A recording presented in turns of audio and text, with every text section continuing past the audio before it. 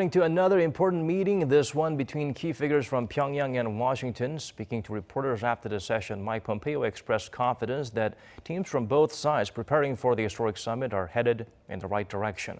The top diplomat also announced that visiting North Korean top official will be meeting with President Trump soon. Lee Ji-won has more from the press briefing. The two-day meeting between the vice chairman of North Korea's ruling Workers' Party Central Committee Kim Yong-chol and Secretary of State Mike Pompeo in New York City came to an end on Thursday. After a working dinner the day before, the two began their official high-level talks Thursday morning. And at a press briefing in the afternoon, Pompeo said much progress was made not only in his third round of talks with Kim, but also in meetings at the other venues, namely Singapore and Panmunjom. But he also said there remains a great deal of work to do, including convincing the North that in fact its security is safer without nuclear weapons. Pompeo also reiterated how he made clear to the regime numerous times that his, President Trump's, and the United States' objective is the complete, verifiable, and irreversible denuclearization of the Korean Peninsula.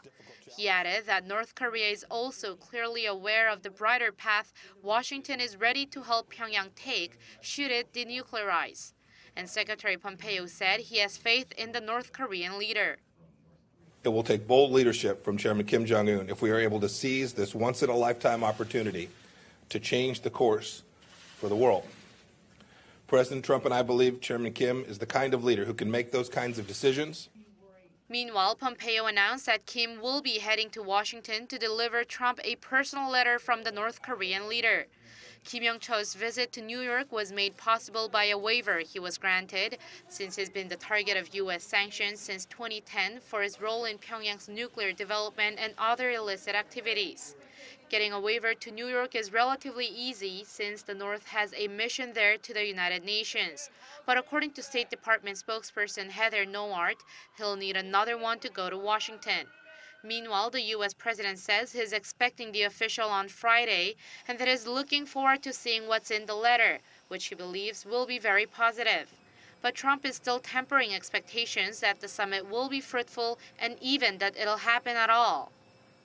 I want it to be meaningful. It doesn't mean it gets all done at one meeting. Maybe you have to have a second or a third, and maybe we'll have none. But it's in good hands. Despite Trump's careful words, there's a great deal of optimism about the possible North Korea-U.S. summit raised by the first visit to Washington by a senior North Korean official in 18 years.